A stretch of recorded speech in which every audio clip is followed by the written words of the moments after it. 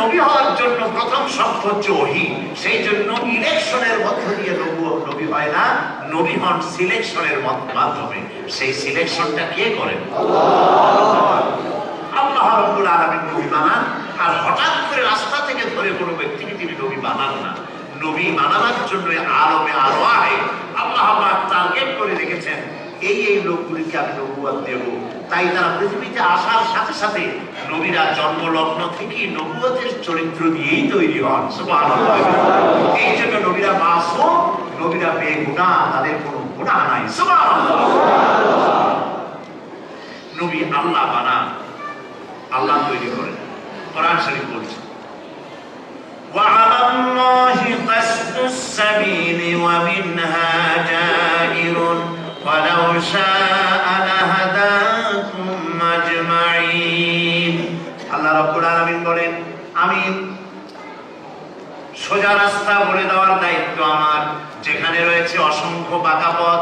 আর আমি যদি ইচ্ছে করতাম তামাম পৃথিবীর সমস্ত মানুষগুলিকে হেদায়েত করে দিতাম, সমস্ত মানুষগুলিকে আমি হেদায়েত করে দিতাম যদি ইচ্ছে করতাম। কিন্তু আকসারুহুম লা ইউমিনুন, অধিকাংশ লোকেরা ঈমান আনবে না। আল্লাহ পাক বলছেন, সোজা রাস্তা বলে দেওয়ার দায়িত্ব আমার, যেখানে আছে অসংখ্য বাঁকা পথ।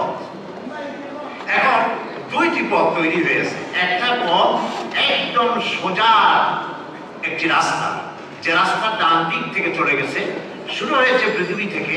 আর এই ডান দিকের রাস্তার লাস্ট ডেস্টিনেশন, এর শেষ গন্তব্য জান্নাতুল ফিরদাউস।